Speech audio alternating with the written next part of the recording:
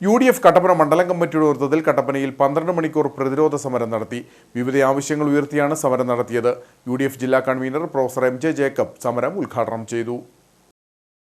Budget വിഹിതം വെട്ടിക്കുറച്ച് വികസനം സ്തംഭിച്ച തദ്ദേശ സ്ഥാപനങ്ങളുടെ കഴുത്തുഞ്ഞിരിക്കുന്ന LDFന്റെ നയങ്ങൾക്കെതിരെയും നിർമ്മാണ നിരോധനം, ബാങ്കിന്റെ ജപ്തി നടപടികൾ, കാർഷിക പ്രശ്നങ്ങൾ, പട്ടയ വിതരണം, CHR തുടങ്ങിയ നിരവധി വിഷയങ്ങൾ ഉന്നയിച്ചുമാണ് UDF സംസ്ഥാന കമ്മിറ്റിയുടെ ആഹ്വാനപ്രകാരം കട്ടപ്പന മണ്ഡലം കമ്മിറ്റിയുടെ നേതൃത്വത്തിൽ 12 മണിക്കൂർ പ്രതിരോധ സമരം സംഘടിപ്പിച്ചത്.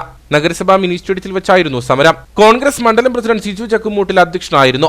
UDF ജില്ലാ കൺവീനർ പ്രൊഫസർ MJ ജേക്കബ് സമരം ഉദ്ഘാടനം ചെയ്തു. മാർച്ച് 25 കഴിഞ്ഞ് ബില്ല് മാറില്ല. മാർച്ച് 23 തന്നെ പ്രഖ്യാപിക്കുകയാണ്. മാർച്ച് 25 കഴിഞ്ഞ് ബില്ല് മാറില്ല. ബില്ല് എന്തിനാണ് ഈ ബഡ്ജറ്റിൽ തുക ഉൾക്കൊള്ളിച്ചത്? എന്തിനാണ് കോൺട്രാക്ടർമാരെ കൊണ്ട് വർക്കെടുപ്പിച്ചത്? എന്തിനാണ് ഈ പണി നടത്തുന്നത്?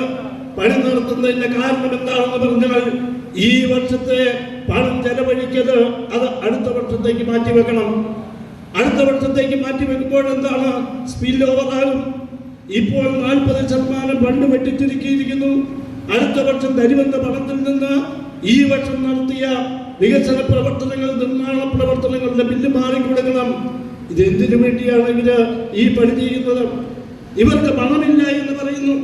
പണമില്ല എങ്കിൽ കഴിഞ്ഞ 9-8 വർഷക്കാലമായി ഇടതുപക്ഷ നേതാക്കന്മാരോട് ചോദിക്കുന്നു, ഈ ഗവൺമെന്റിന്റെ ഭരണാധികാരികളോട് ചോദിക്കുന്നു, നിങ്ങൾ ഈ 8 വർഷക്കാലത്തിനിടയിൽ ഏതെങ്കിലും രംഗത്ത് നികുതി വർദ്ധിപ്പിക്കാറുണ്ടോ? വെള്ളക്കരം കൂട്ടിയില്ലേ? വൈദ്യുതി ചാർജ് കൂട്ടിയില്ലേ?